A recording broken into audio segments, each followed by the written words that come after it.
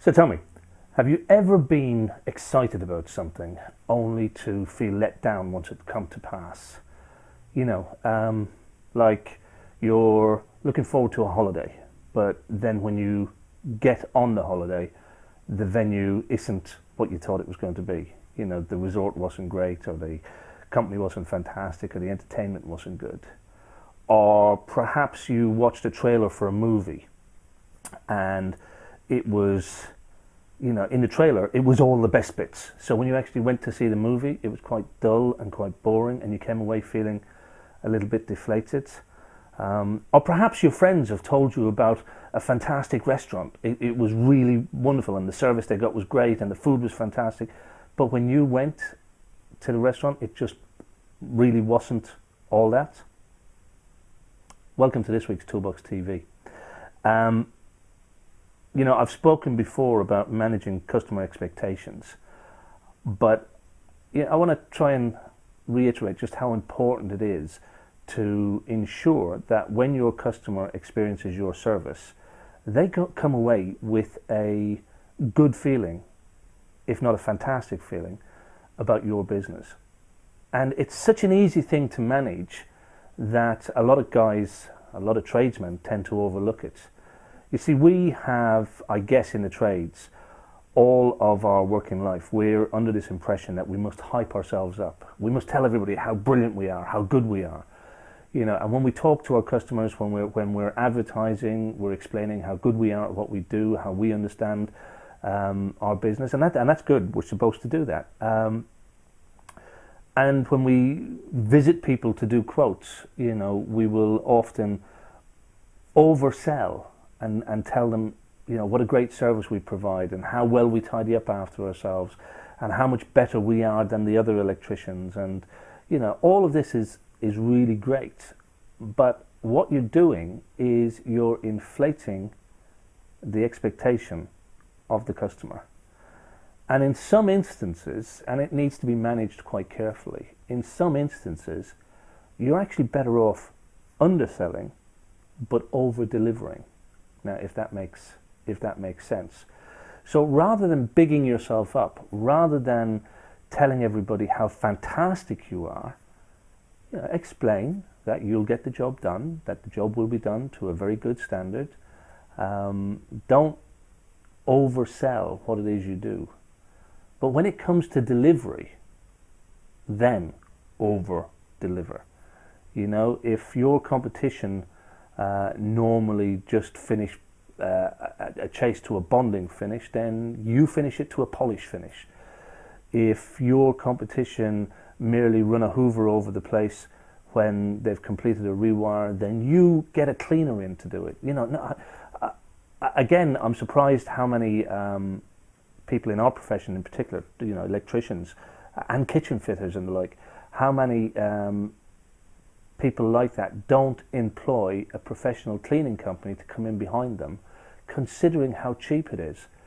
I know that a lot of guys are working on very tight margins and that, but to be honest, you can get a professional deep clean on a property after a rewire done for, in the region of, depending on the size of the property, but in the region of 80 quid. It's not that expensive when you can add that to the cost of a rewire. Now, the purpose of this video isn't to tell you to go and get cleaners to follow in after rewires. The purpose of this video is to try and reiterate the whole idea of your customer experience.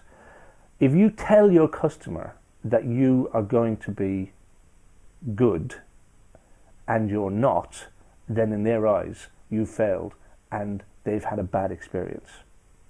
If you tell your customer that you're going to be fantastic and all you are is good, then you have failed in their eyes and they've had a bad experience. So you need to manage how you deliver your message to your customer to a point that needs to tell them how good you are without overselling yourself, so that when you do actually deliver and you over-deliver, they'll sing your praises. And that's exactly how it works, because if they're expecting you to be just good, and you're fantastic, then in their eyes, you have excelled their expectations. And that's what this is about. It's about managing the customer's expectations. I'm sure for some of you who've heard me on webinars before, I spoke about an employee I used to have in a previous company. And this was at a time when I was running 9 staff, and people went out in their own teams. Some of them went out and did their own quotes and the like. But this one individual who worked with me, will, for want of a better, we'll call him John for the moment. But John would go to the customer quotes, and he would tell the customer that we will leave the place in better shape than we found it, and we would do this and we would do that. And he would really oversell. Now, I guess one of the good things was, and he was pretty good in terms of a mouthpiece, but the downside of that was, the good side was that he would sell and we would get projects, we would get work from it. The downside was that the customer's expectation was very, very high. John and his team had a higher complaint rate than any of the other teams on the farm, because he would overpromise. Therefore, the customer's expectation was higher. Therefore, when the job was completed, they were expecting much better than they were getting. And there was absolutely nothing wrong with John's work. Technically, the sparking work was good. The project was managed and came in on time and everything.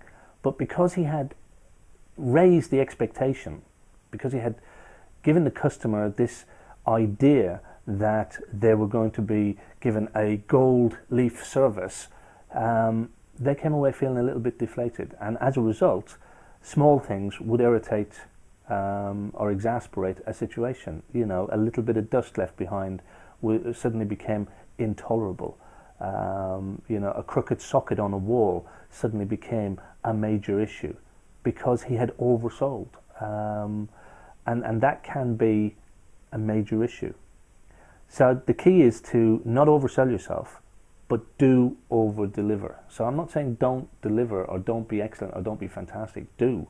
But don't oversell yourself in the eyes of the customer, because then it's much easier to manage their expectations. And we've spoken before to some of the guys about how do you give that wow factor, how do you give that extra wham to a customer, and that normally comes again by managing their expectations. If they are expecting you to be your average tradesman, your average sparky, doing the average job, and you come along then and blow them away by not just cleaning up after yourself. You haven't advertised the fact that you're going to put a professional cleaner in, but you do. You don't advertise the fact that at the end of a job you leave a nice bottle of wine on the table with a thank you for the business card or a sorry for the disruption card. You don't advertise the fact that maybe a neighbour either side, because they've put up with the noise for a couple of days, that you deliver them a box of chocolates and a card.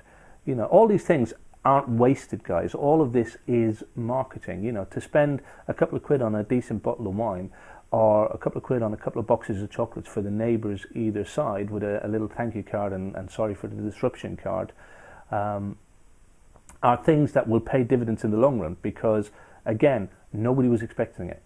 It's above the expectation, and you're getting a chance to sort of get your brand out in front of the people either side of the customer as well.